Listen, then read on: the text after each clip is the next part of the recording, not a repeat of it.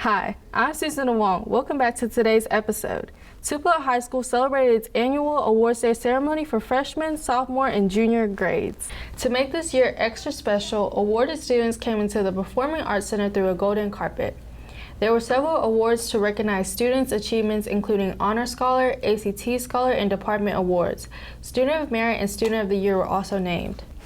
Speaking of achievements, Tupelo High School also Signing Day for students. CTE stands for Career and Technical Education. CTE Signing Day consists of all the student interns, company representatives, and the students' families.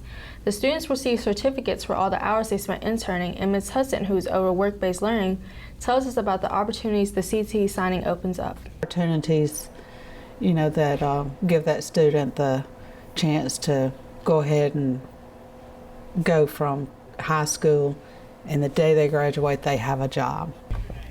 Not only did this day consist of signings, but 3 students officially enlisted in the Army that day. We spoke to Nevaeh Lene Smith. What made me decide to enlist is like the encouragement I had, especially with that being a childhood dream since I was 6 years old. Honestly, I think it was like just the real support of you can do it if that's really what you want to do. We wish them the best. We're winding down, but digital media classes are working on a special project.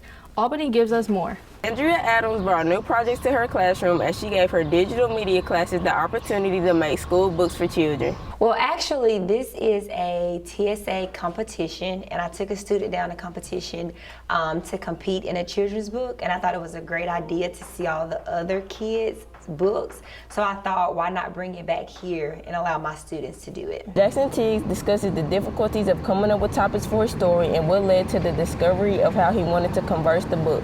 At first, I didn't know what I wanted to talk about. Then I started brainstorming one night, playing a game about how a kid that stayed in the city his whole life went to the country for the first time in his life with his grandfather.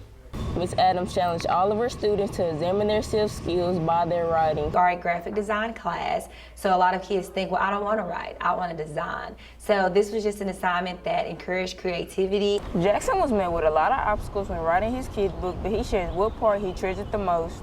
Adam, that's his name.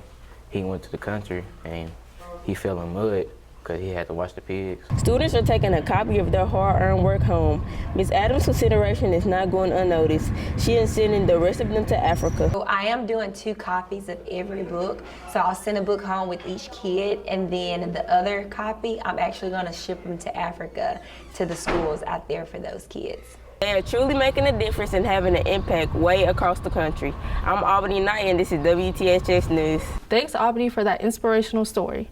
Our time has come to a close, and the memories we made will be everlasting. I hope you guys have a great summer, and we'll see you in August. I'm Susan Wong, WTHS News.